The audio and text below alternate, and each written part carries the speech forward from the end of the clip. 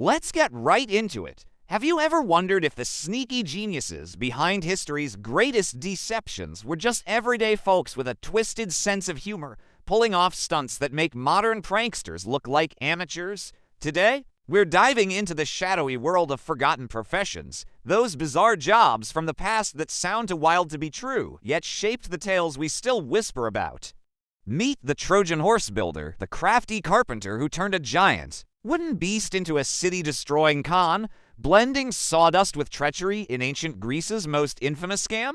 Picture this. You're an ancient Greek craftsman, not just hammering nails into ships, but crafting massive wooden beasts designed to fool entire cities into their doom.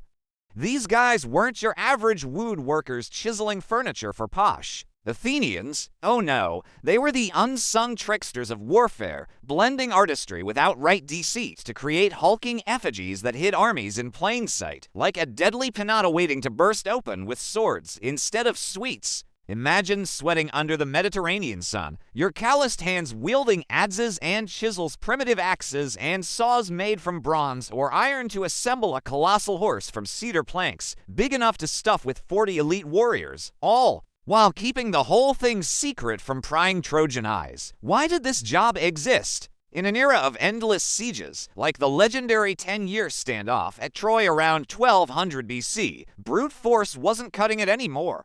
You needed cunning to breach those impenetrable walls, turning a simple carpenter into a strategic weapon. Take Hippias, the reluctant hero of the tale, a champion boxer who'd rather throw punches than plain wood. But under Odysseus's sly orders, he built the horse in just 3 days, proving that even muscle-bound athletes could moonlight as deception engineers, and legend has it, his creation didn't just win the war, it cursed him with eternal fame as the guy who ended an empire with a glorified toy. Now, let's talk money, because these builders weren't doing it for glory alone.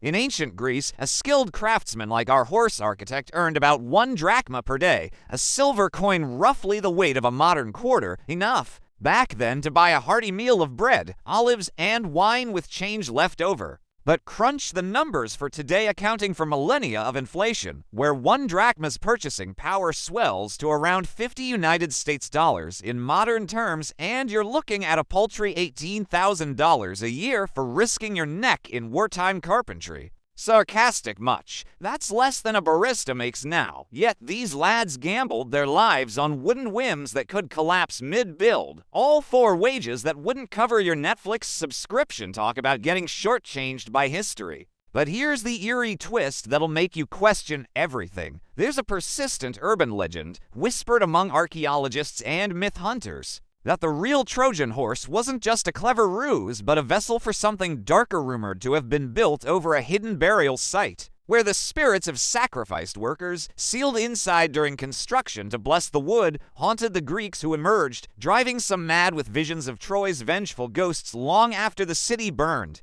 Is it true, or just a spooky yarn spun to explain the brutal massacre that followed, where thousands were slaughtered in their sleep? You decide, but it adds a chilling layer to the profession, doesn't it? Fast forward to today, and could you imagine this job existing now, crafting drone-disguised decoys or viral deep fakes to infiltrate enemy lines, all while your boss quips about thinking outside the box like it's a corporate retreat? It makes you reflect on how society's shifted from hands-on horrors to digital dupes, but deep down, we're still suckers for a good trick. That's all for today. I'll be making similar videos in the future. Subscribe to see them.